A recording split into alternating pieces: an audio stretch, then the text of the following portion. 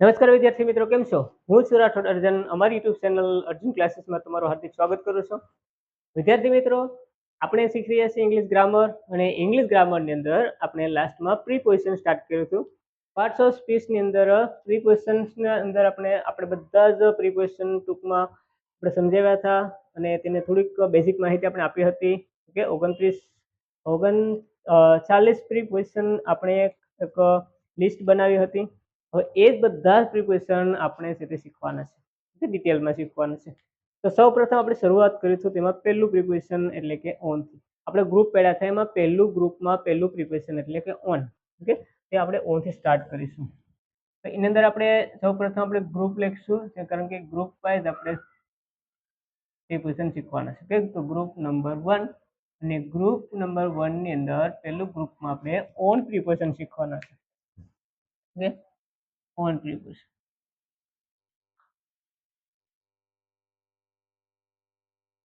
On એટલે થાય ઉપર. ઓનનું ગુજરાતી મિનિંગ થાય છે ઉપર. તો ફ્રેન્ડ્સ, ઓનના 3 ઉપયોગ છે. એક, કોઈ પણ વસ્તુની પોઝિશન દર્શાવવા માટે આપણે ઓન પ્રિપોઝિશનનો ઉપયોગ કરીએ. જેમ કે તે બુક ક્યાં છે, તો ભાઈ તે બુક ટેબલ ઉપર છે, તો this book is on the table. આ બુક ટેબલ ઉપર છે. Okay, there is a book on the table, there is a pen on the book. આવી રીતના આપણે ઓન પ્રિપોઝિશનના પોઝિશન દર્શાવવા માટે કોઈ પણ પર્ટિક્યુલર વસ્તુનું પોઝિશન સ્થાન દર્શાવવા માટે થઈને આપણે ઓનનો ઉપયોગ કરીએ. બીજો ઓનનો ઉપયોગ થાય છે વાર, તહેવાર અને પ્રસંગના સમયદર્શક શબ્દ સાથે.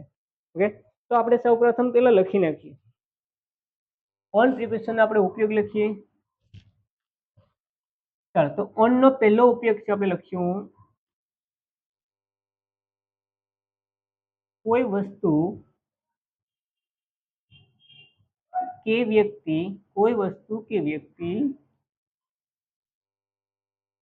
બીજી કોઈ વસ્તુ કે વ્યક્તિ પર, બીજી કોઈ વસ્તુ કે વ્યક્તિ પર અડીને રહેલી હોય,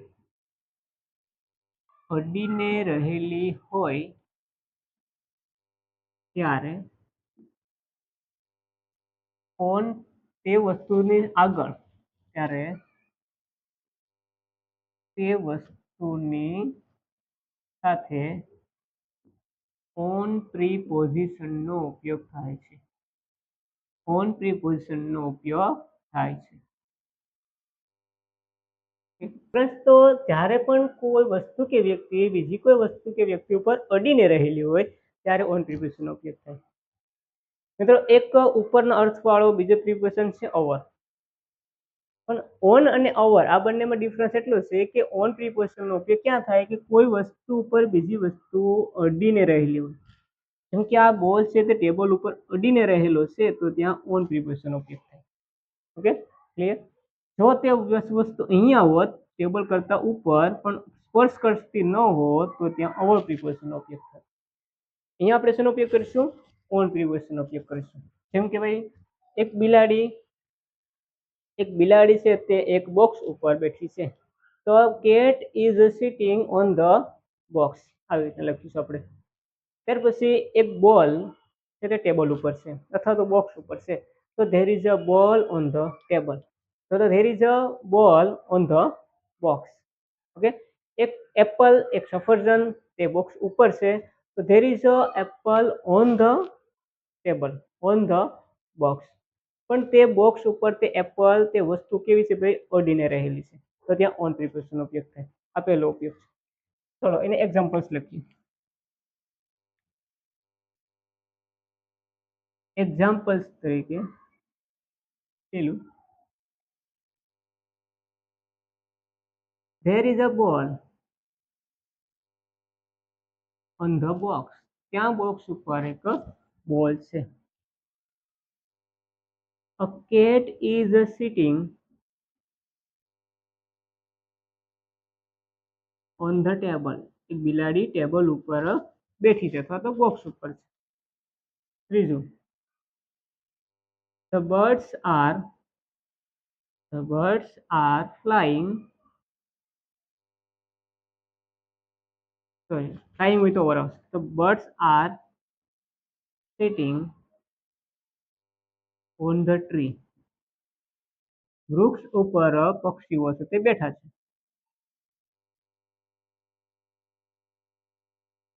A man is standing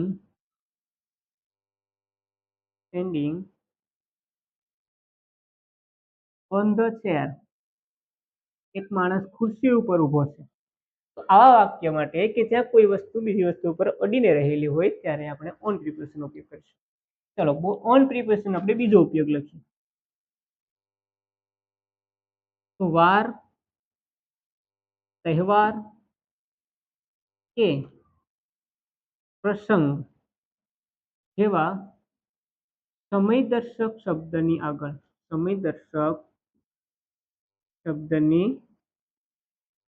આગળ ઓન પ્રિપોઝિશનનો ઉપયોગ થાય છે.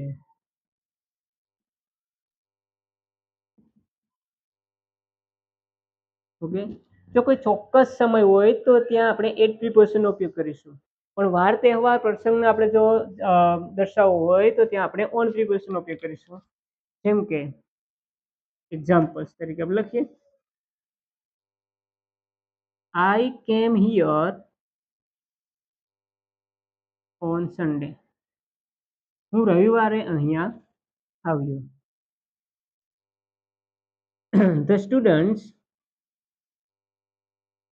student do not go to school on Sunday. વિદ્યાર્થીઓ રવિવારે સ્કૂલે જતા નથી. ત્રીજું, I invited my all friends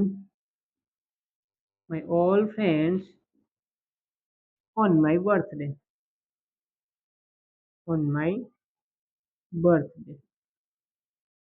Okay?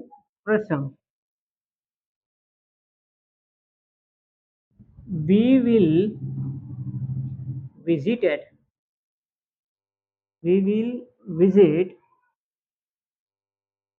Mount Abu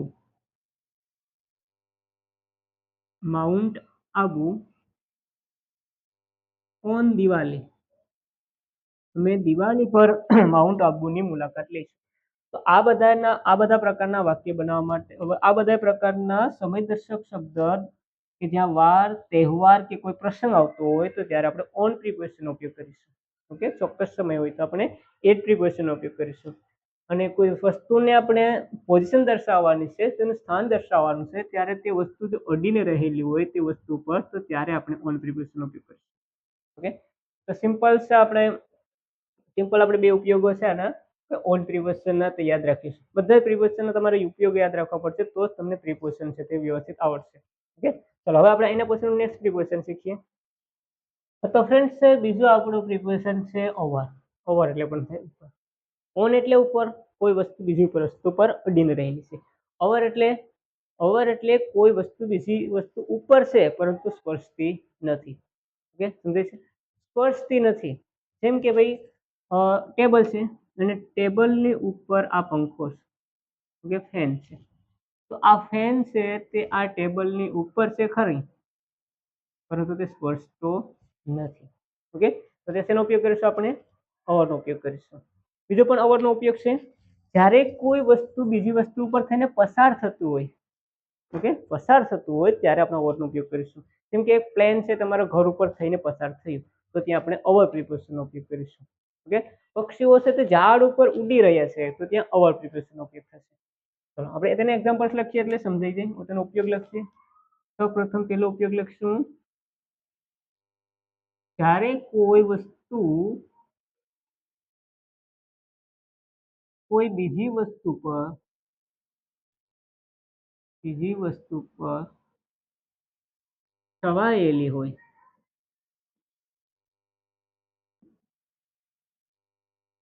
ત્યારે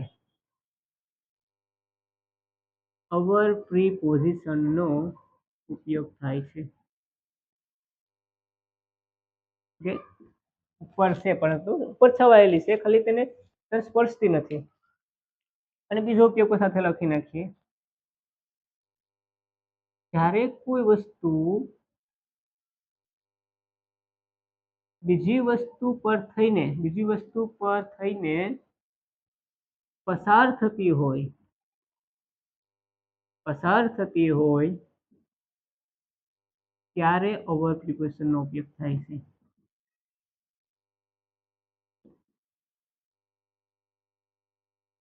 ઓકે, તો પેલો ઉપયોગ આપણે લખીશું જ્યારે કોઈ વસ્તુ બીજી વસ્તુ ઉપર છવાયેલી હોય અથવા તો બીજી વસ્તુને સ્પર્શતી ન હોય તેને ઉપર હોય ત્યારે ઓવર પ્રિપરેશનનો ઉપયોગ થાય. કોઈ વસ્તુ બીજી વસ્તુ ઉપર થઈને પસાર થતી હોય ત્યારે ઓવર પ્રિપરેશનનો ઉપયોગ થાય. જેમ કે ભાઈ પુલ ઉપર થઈને પાણી વહી રહ્યું છે તો આપણે કહીશું over the bridge. Okay, over the bridge. ત્યાં ઓન બ્રિજ નો ઉપયોગ થાય. એક્ઝામ્પલ્સ તરીકે આપણે વાક્ય લખી નાખીએ એટલે આપણે ક્લિયર થાય. જો ભાઈ, the sky is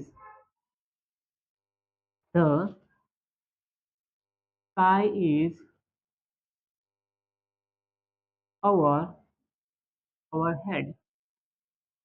આકાશ આપણા માથા ઉપર, આકાશ આપણા માથે છે. બીજું, a fan is over my head.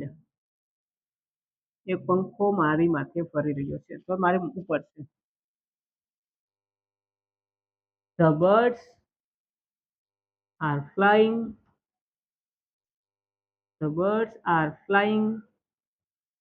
over the tree. એટલે કે પક્ષીઓ ઝાડ ઉપર ઉડી રહ્યા છે.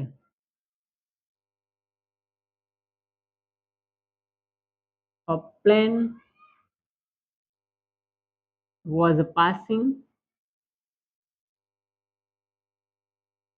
over my house. એક પ્લેન મારા ઘર ઉપર થઈને પસાર થઈ રહ્યું હતું.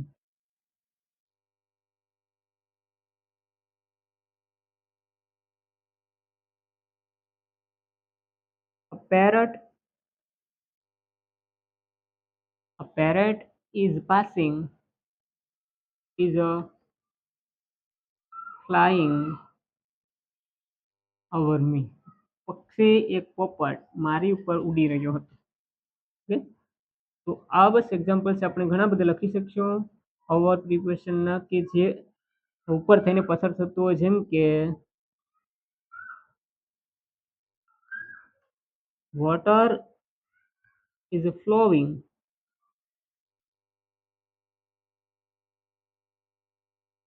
over the bridge.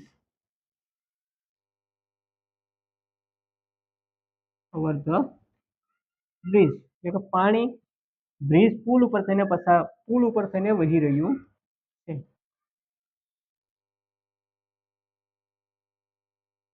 A cat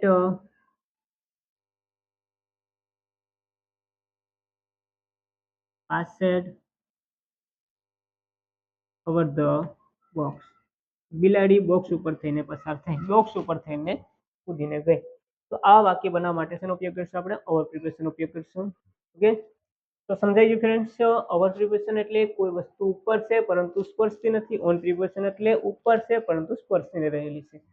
over preparation બીજો ઉપયોગ શું છે? કોઈ વસ્તુ બીજી વસ્તુ ઉપર થઈને પસાર થતી હોય ત્યારે આપણે ઓવર પ્રિપરેશનનો ઉપયોગ કરીશું. ઓકે, તો હવે આપણે નેક્સ્ટ આવીશું અને બીજા આપણે પ્રિપરેશન આપણે શીખીશું.